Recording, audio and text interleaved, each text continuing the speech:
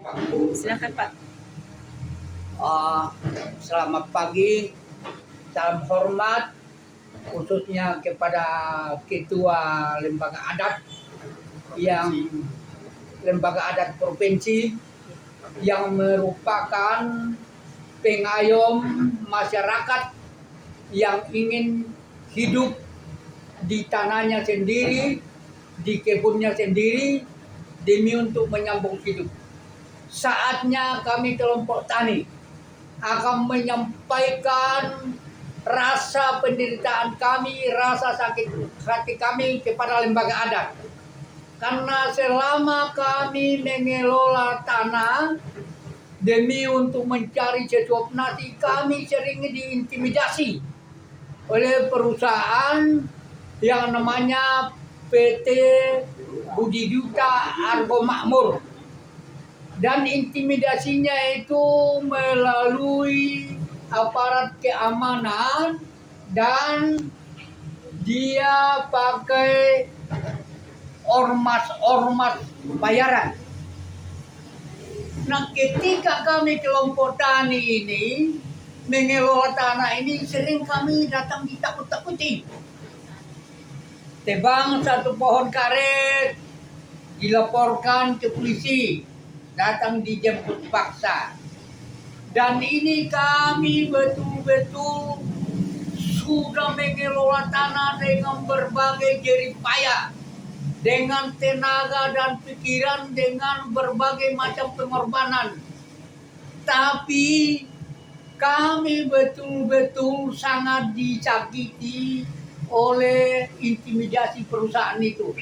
Oleh sebab itu, satu-satunya yang kami andalkan dan kami harapkan adalah semua lembaga-lembaga adat, khususnya lembaga adat tertinggi tingkat provinsi. Kami menyampaikan harapan kami, keluhan kami, supaya kami semua kelompok tani yang berada di ruang lingkup, baik yang namanya Hagiru yang sudah tidak ada surat-suratnya maupun yang akan baru mau usahakan oleh PT BDA ini, katanya hanya kepada petinggi-petinggi lembaga adat kami berharap supaya kami dibela, supaya hak-hak kami diperjuangkan. Kenapa kami ambil langkah-langkah seperti ini? Karena ketika kami datang menyampaikan unek-unek kami, isi hati kami kepada aparat pemerintah yang terdekat, mulai dari RT, mulai dari desa, mereka ada alasan bahwa ini punya BDA, tapi semuanya itu adalah kebohongan. Semuanya itu adalah kebohongan. Jadi karena seruan kami tidak diindahkan, satu-satunya jalan saatnya kami para petani bangkit untuk merangkul semua petinggi-petinggi adat. Dan harapan kami akan dibela dan diperjuangkan. Mungkin sampai di situ dulu. Terima kasih Pak. Baik Pak, secara umum saya mengerti masalah di BDA ini bukan hanya dari kelompok Bapak, tapi ada 7 desa dan 2 kelurahan di 2 kecamatan, yaitu Kecamatan Bokulu dan Kecamatan Tegarong yang terdampak oleh kegiatan BDA. Sebenarnya kalau mereka itu beradat, mereka mau menjunjung langit di atas bumi yang mereka pijak, masalah pasti tidak ada. Tapi mereka tidak mau. Jangankan adat, undang-undang juga mereka langgar. Karena setahu saya bahwa ada beberapa pasal yang bisa dipegang oleh masyarakat di 2 kelurahan dan 7 desa ini, bahwa akhirnya BDA itu secara hukum positif saja tidak ada alasan dia bisa untuk membela diri. Nah, tentang Bapak untuk minta ini dibela, saya sebagai kepala adat juga terbatas. Kecuali saya hanya ingin berjuang demi kebaikan bersama. Tapi memang di negeri ini sudah dikuasai oleh kekuasaan. Siapa yang kuat dia berkuasa.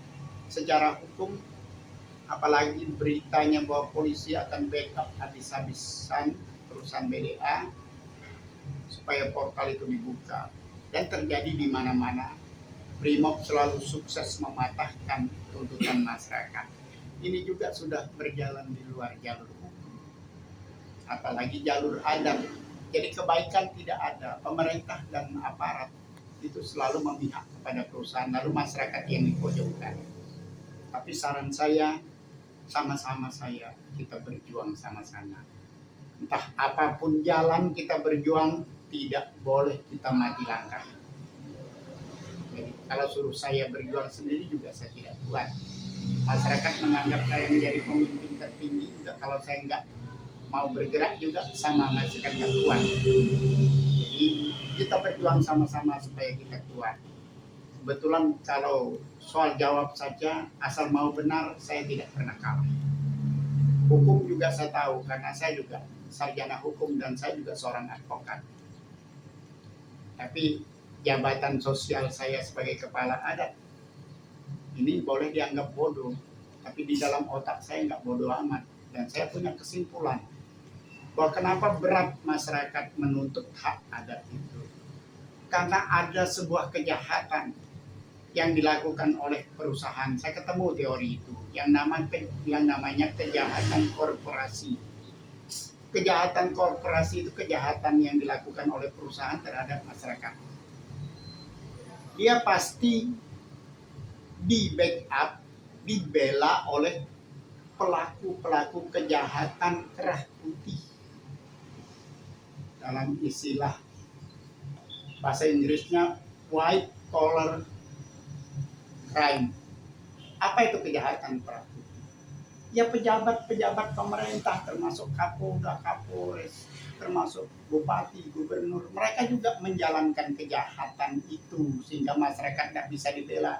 Pikiran mereka jahat karena mereka anggap perusahaan itu ATM mereka dan mereka tidak bisa berlawanan dengan ATM-nya mereka itu. Sebenarnya masyarakat juga tidak ganggu itu ATM.